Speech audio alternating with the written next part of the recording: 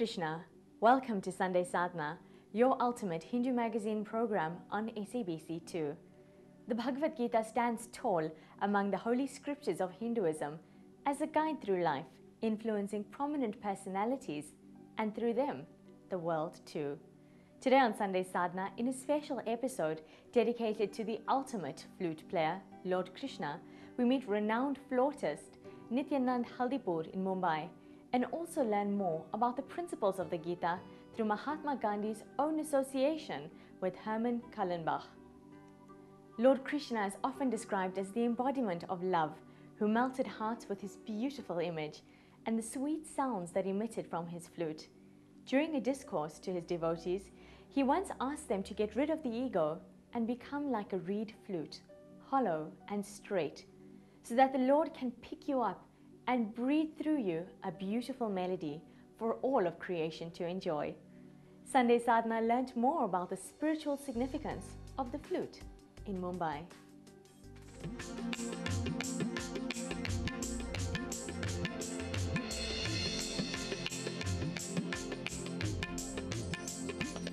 Initially, I started with performing in my classical music.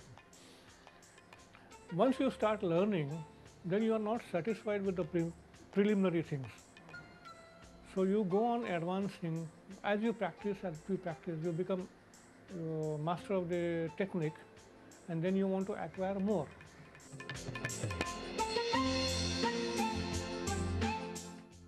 I also tried my hand in film music. Then I thought it will be too much on my mind to forget my original music.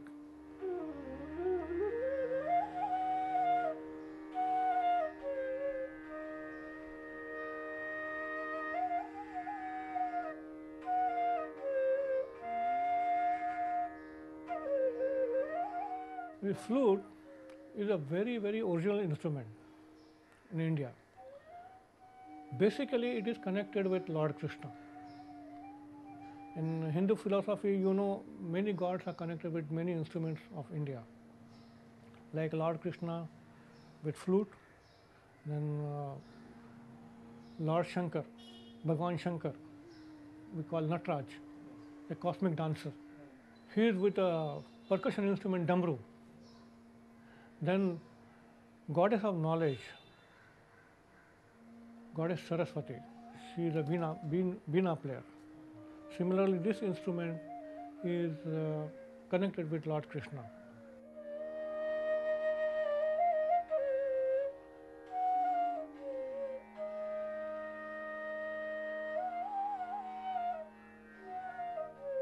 This instrument has been very constant. It is basically made of bamboo in India. It could be variety, could be various, like playing straight or whatever. But since that time, because the instrument is connected with Krishna, it has more appeal to the people. It is more appeal to the, because of its sound, soothing sound. It got more appeal in the public.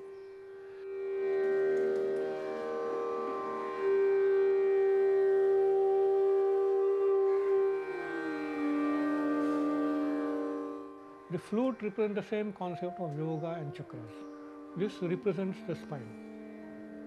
Then there are 7 chakras, 1, 2, 3, 4, 5, 6, 7.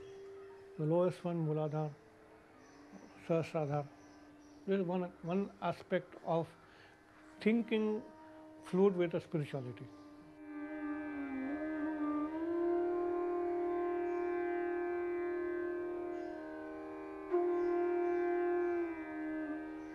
What your processes you are going through. One of the processes is getting rid of your ego. Getting rid of ego is hollow, becoming hollow. From inside you are getting hollow. All desires, ego kind of thing, you are getting rid of it. That hollowness is represented by this flute. It's a pure tube.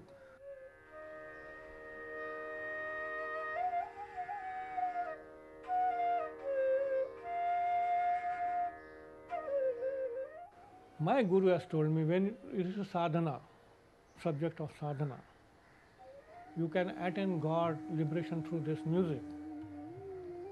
with the discipline. And just imagine if you are doing posture, you are in a meditation. Do you do all kinds of body movements? No. You have to be still and close your eyes and do meditation. Same thing I observe in my playing, because I also believe that it's a sadhana.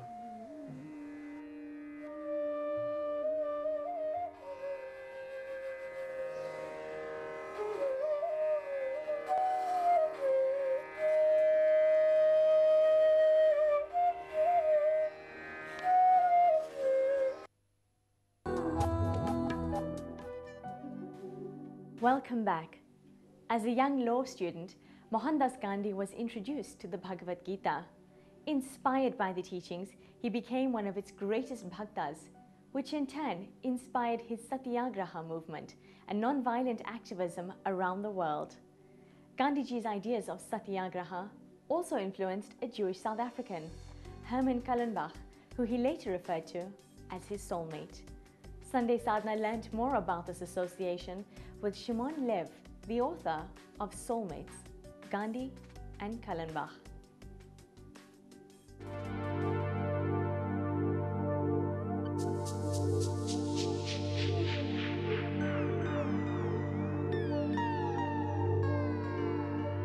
With the many hours that I was working in Kallenbach archive writing my book, I was all the time trying to imagine, a Phoenix farm, toaster farm, Gandhi in Kallenbach houses, like South Africa. And for me, it's like to come here, it's like really, really exciting. And what is the most crucial point in this is that was his formative years. This is the most crucial period in his life. Here in South Africa, so if you want to understand Gandhi, you have to understand Gandhi here in South Africa. I have a letter which Gandhi sent Kallenbach thanking him that he sent curtains to the house, and he said it's luxury, but Kasturba Gandhi was really, really happy about it. So it was also a very personal connection. This was the most unlikely meeting because Kallenbach was bachelor, rich, white, he loved women. He loved all the kind of luxuries. He lived because he was bachelor, he had no kids, so he could spend he was quite a successful architect, so he could spend as much money as he wanted. On the other hand, Gandhi was, at that time was already trying to live as poor as possible, ascetic, social reformer, very religious, moral, truth, all these aspects. So it was really a most unlikely meeting, but once, and that was the main feature of Kallenbach. Once he was convinced to do something, he did it immediately. And then he cut his expenditure, his expenses in very sharp, in probably about 900%. He cut it down and was living very simple life. And it's very funny because when they lived together in the same house in Johannesburg, so Gandhi, he writing quite in humor that he wanted to pay Kallenbach his share in the rent of the house. But Kallenbach said, no, because you are responsible. I mean, because of you, I spend much less money than before. So actually, I'm saving a lot of money because of you. So I have to pay you. Even more than Kallenbach, Henry Pollack, when he was arguing with many people, he said that just because he is a Jew, this is why he wants to help the Indians. Because we are the Jew, we suffered so much from persecutions. We know what is that. And to be Jewish is to help the other. He was the soulmate. He was a very close friend, which Gandhi could share his most, small, but also, his spiritual thinking. In the way his world was more, I would say, being able to Gandhi to reflect on him. And then not to be afraid to try to do many experiments and to be trying to go on this very lonely and very difficult spiritual way. And that's, Kallenbach was he could do anything near Kallenbach, which you could not do near other people. And that's, I think, that's what I mean by soulmates. And this is a very famous photo during the march. But here you can see, it's very interesting. This is Kallenbach, so an explanation Gandhi. And I think my message is that we can study from it, and we have to look on ourselves and be careful not to be blind to the other suffering or the other needs. Sandals, you go with nice shoes and jacket. But this other guy, this German guy, came with sandals. And this is how Kallenbach started to speak with him. And then they realized that both of them are Tolstoyans. And that's because of the sandals.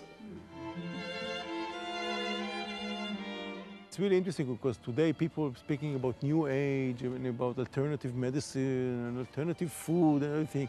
Gandhi as alternative or as a new age agent. And everything that you talk today, he already did in experience. It's really amazing. It's really amazing.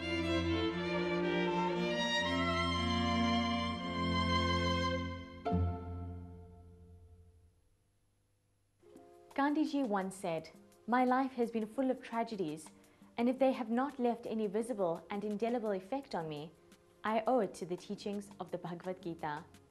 We hope you have been attending Gita readings and have absorbed the treasures of this great epic. Wishing you a blessed Krishna Janamastami later this week, and until we meet next, keep up the sadhana. Om.